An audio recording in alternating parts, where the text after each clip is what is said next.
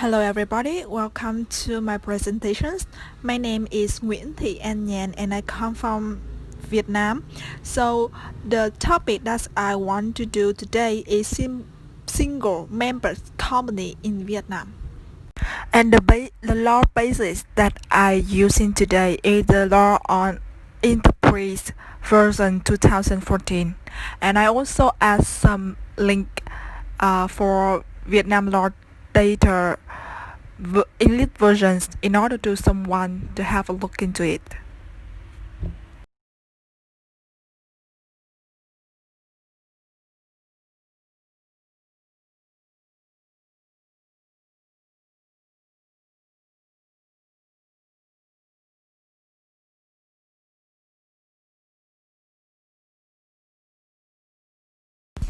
In Vietnam, there are four different types of company. The first one is limited liability company, joint stock company.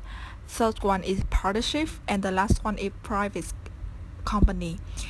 It depends on the owner, the creator, ambitions. They choose which one is the most suitable for them, and they for this four type have different features. So today we're gonna check the limited liability company feature. In the limited liability company, they include single member company and limited liability company with two or more members. So today we're gonna describe what is single member company is. So feature number one, owned by a one organization or individual. Feature number two, they are not allowed to issue share. Feature number three, they have legal entity status. So depend on each feature, they have developed it to so many elements. So feature number one, because the owner could be the organizations or the individual, we will have the different structure of the company. So if the owner is single, we have only company president as the owner. But if the owner is institution, so the structure will include two types. Type number one, the company president, director or director general. It depends on the company in the point, and the supervisor. The second type is member council, director or director general, and also have the supervisor.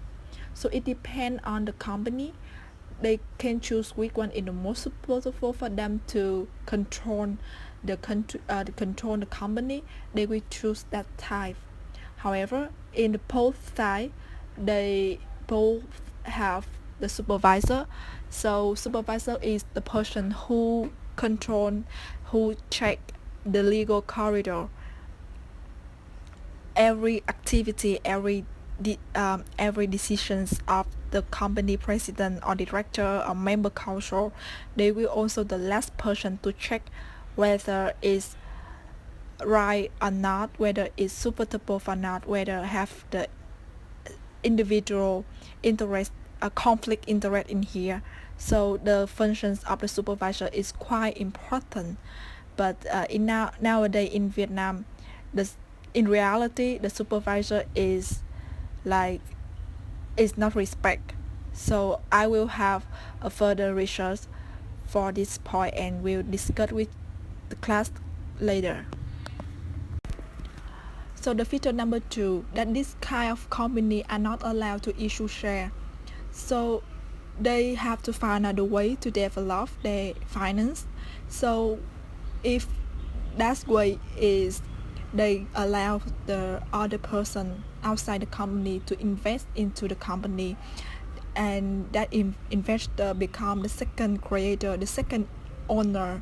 So they have to transfer the kind of the company, and now the company is become another kind, no longer a single company anymore. So there is a statement that the the single company is always the small one. Is that correct? In my opinion, it isn't. So it depends if the products of the single company is limited, and that's that's company want to limit the persons who have ability to invest in the company. If in the finance aspect, probably there are many people have enough finance to invest to the kind of company, but the people or the governments don't want too many people invest in one field. For example, gas, oil, or medicines. They want to control the market, for example, so they limited the person who have outside the company are not allowed to uh, invest into the company. So this feature become the strongest in this aspect and become the weakness in the other side of this aspect. So the feature number 3, that the company have legal entity status.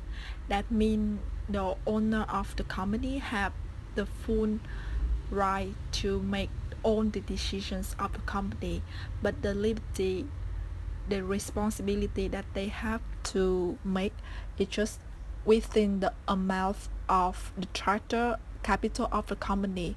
So it's very safe for the owner of the company in the point. So mentioning with the capital, I want to mention one point that I think is very special and very good for the owner of the company. So if the owner company want to form a company, they just have to commit the total value of the assets will be contributed. So why we use the term committed?